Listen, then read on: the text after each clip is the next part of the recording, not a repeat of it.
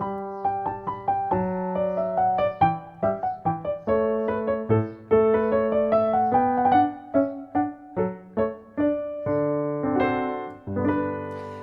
everyone and welcome to Keyboard Skills Pro. My name's Tom Horton. I'm a professional musician, teacher and composer, and I live here in England, and it's my pleasure to have your company here today on my channel for a wonderful free piano lesson. And it's my pleasure to bring these. There's loads of piano lessons here, folks. Also organ, theatre organ, keyboard, music theory. So please do hit the subscribe button if you'd like to subscribe and, of course, enjoy the content. If you want to be notified every time a new video comes up, do hit the bell button. So this is the second part of the G major Minuet, written by Christian Petzold.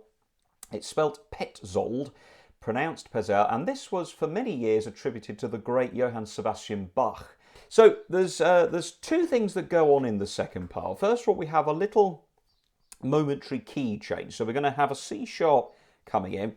The hands are also a lot further apart. Okay, so you need to work on the hands separately before bringing them together. That works quite well. But again, it's all about repeating sequences a little bit. Drop a note, repeat, drop a note. Scales, hands playing together, busy right hand, simple left hand, vice versa. So that's some things to watch out for. So where are we coming from? Well, we've just finished this last part. Just done the big ending. Now, what you then got to do, here's the music on the screen, you then got to move this right hand from this G up to the next G and then go 2 notes up to B. That's the third of the G scale. Come back up on the left hand to the G and that's your position, look, so. Okay, and then just literally jump up, keep the thumb here. So that's where your hands are going to go. Let's do the right hand first of all. So little hills, look. Down to G, and then drop to G again. So da, da, da, da, da. Then a middle finger on A, stretch down to D. Remember this F sharp. Then we've got G, look. Thumb on the D.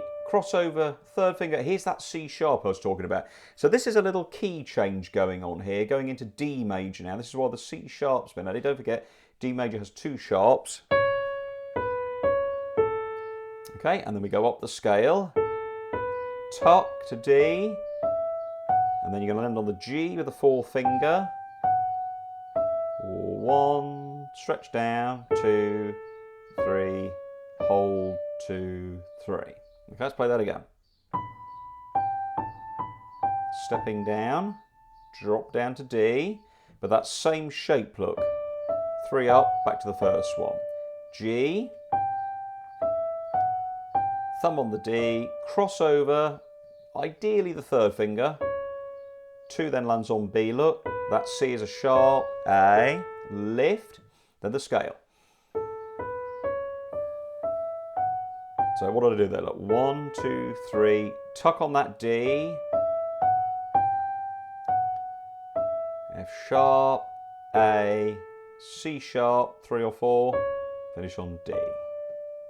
So that section, you've really got to get that right hand really well learnt because that is really important to getting a nice fluid sound.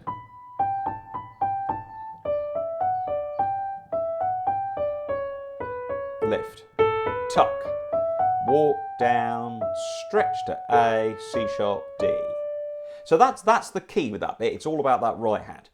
By comparison, at the beginning of this section, look, the left hand has a very simple set of notes, long drawn out. Look, so we just came up, look, didn't we? Back to G. So 1, 2, 3, F sharp, 2, 3, E, G, E, stretch up to A, and then that octave, look, down, back up. So again, they loved octaves. It was a great way of reinforcing the tone they were trying to put over there, in that case, an A chord. So, da, da, da, da, da, da, da, da, da. I like to break these up. 4 up to A, down the octave. Don't forget, if you ever see a big jump, just assume it's an octave. Back up. Now, got to cross over now. B, D, my fault, I don't know my alphabet. Haha. B, D, tuck to, cross to C sharp, well not cross, dip to C sharp. Right, and then down to F sharp, little fingers waiting for that. A, D, that's a D chord. Notice here, look, the two hands are synchronised in crotchets. When we put that together in a minute, that's going to make that very simple. So he's working his way through D major here. Down the octave, look, that big jump. I assumed it was an octave, I was right. Then they're going to get rid of that C sharp because we want to go back to our G major key. So we're getting rid of it. This little section that we're playing through, a lot of people, when what composers do, they modulate, they change key. So this is all D major. It's the end. There you go, like a perfect cadence. And then that's D7, the dominant 7 that gets back to G major.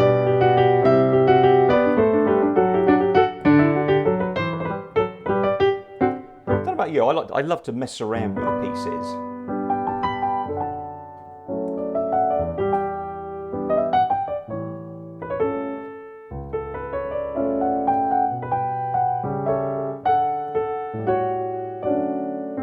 There you go.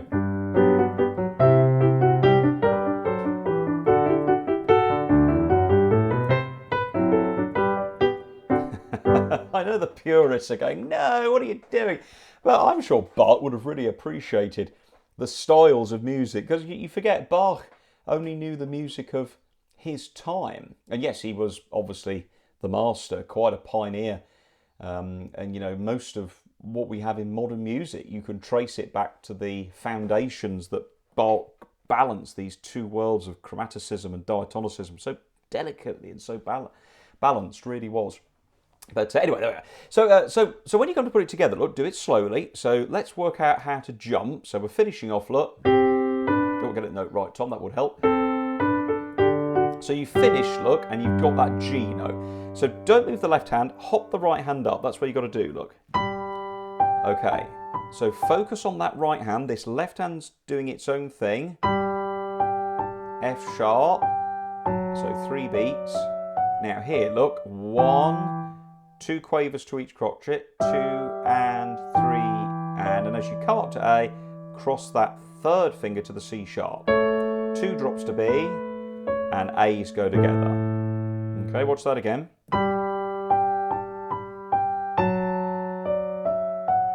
Together. So if you do that, it doesn't matter. You can get away with it, but the third is more efficient. I like to do a long note, look, staccato. Then break these up. So all about articulating in a way that you see that you might like, but just play legato for starters. Right, now, then we go up, look, and then we've got the scale, tucking, so all that tucking, remembering that the F sharp is there in the key signature, the C sharp is the extra note added because of this thing. This thing's called a transitory modulation. Wow. What that just means is while the music's moving, it changes key. Jargon for jargon's sake. Right, scale, look. Back up, A's, tuck. Now, I've got to cross over here, get this third finger over to here, look. Walk together. So once you've crossed over, he goes up to meet F sharp, D, together, both down, look. It's all the same movement. Isn't that incredible? Look, it's all similar motion. Once he gets to there, down, stretch, up, there, octave, C natural, then the next bit, which we'll talk about in a second. So do you see how in both these videos, by the way, this is part 2 of the Minuet in G major. If you've just joined us, there's also the part 1 video, which you need to watch first. Have you noticed how the balance between the two hands is either equal or one is busy and one is light, vice versa? It's always about this balance. This is what they established very strongly in the Baroque era, and Bach was obviously a major contributor to this. Now, this is the next bit, right? This is the next part.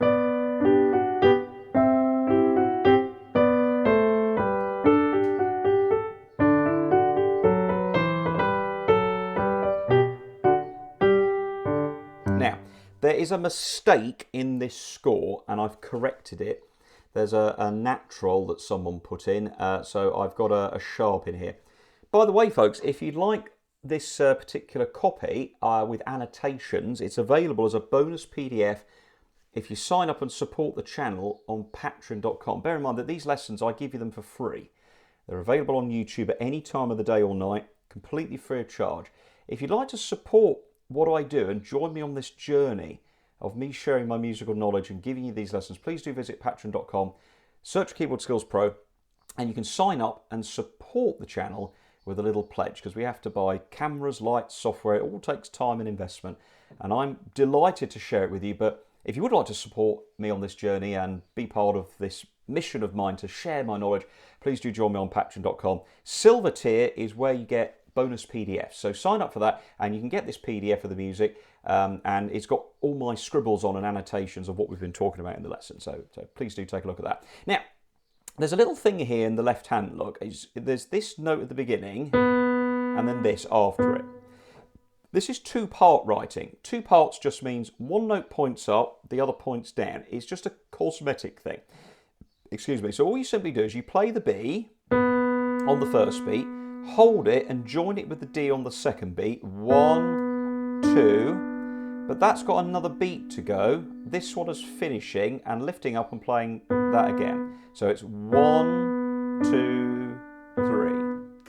1, 2, 3. Next bar, C, E, C. That is really important that you spend the time just on those two bars on the left hand to get that right. It's critical for the correct harmonic sound. It sounds a bit, people just go, why can't I just go? Or you're missing a little bit of flavour. It's like saffron in a dish. It's there and it's so small and so insignificant, but it makes the dish, okay? And if you like cooking, you know how expensive saffron is. You use a little bit. So it's 1, 2, 3. So the idea of that is that if you imagine two instruments, you've got one guy blowing a clarinet and the other guy playing an oboe. The oboe's going B, B, B, B. His sticks point down. The clarinet player has rest, 2, 3. Rest, 2, 3. And on his music, the sticks point up. You then play your oboe and your clarinet together. 1, 2, 3. And that's how it sounds. Oboe, clarinet, oboe. Don't lift up the clarinet because he's playing through beats 2 and 3. The oboe plays on beat 3. It's called two-part writing. Worth spending that time. This is how it goes together, look. So here, look, he's dipping here, look on the right hand. 5, 1, 7, 5. That's the scale note numbers. 1, da, da, dum. Okay? Excuse me, that's how that goes. See the difference? Look, if I don't play those notes and hold them down, this is what happens this time. Like, in fact, it's similar to what he did before, but it's just a variation. Look. But listen to this time with the holding. Hear that little harmony, look? So you play the first, the B on the D, hold that as you add the D, do the dip, and then as you play that G, lift up the B only, the D still down, look. Excuse me, and do that. So it's 1, 2, and 3. Next bar, same thing, move up to E, hold the E, and then play the C again. It's a lovely little mix of harmonies. Let's walk it to the end now, folks. So again, those two bars, really work on those. Walking down a scale, B with D. 1, 2, 3. Back up to D as you do this little dipping hill. So look, 3, 1, crossover, back to A.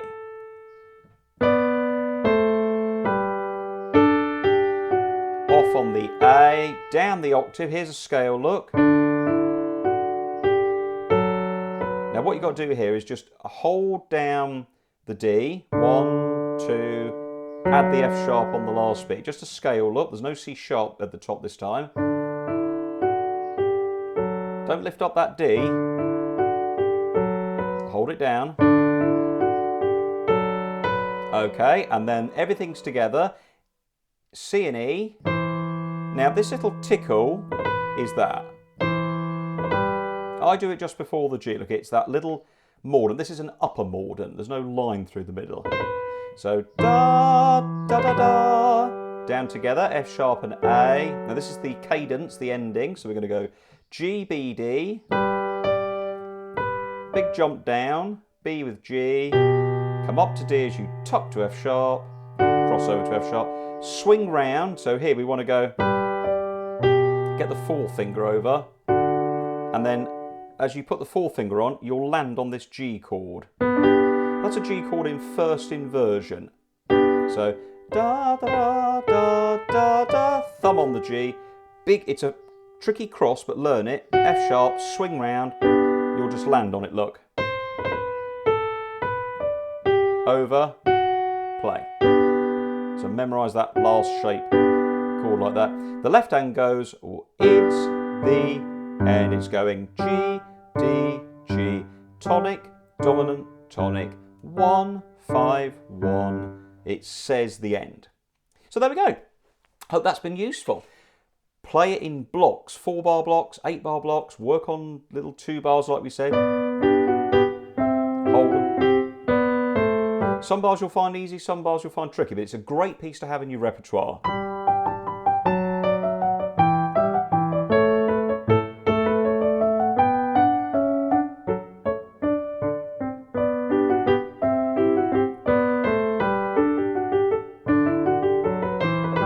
Slow at the end. It's the... Try it on, if you've got a digital piano or a keyboard or an organ, try it on a harpsichord or a classical organ. It really does sound fantastic. Thanks for watching, folks. Hit subscribe, visit, and if you'd like to support me, please do visit patreon.com/keyboardskillspro, where you can get this sheet music annotated as a bonus PDF. Take care of yourselves. Thanks for watching, and I'll see you soon here on YouTube with another fun piano tutorial. Thanks a lot, guys. Bye-bye.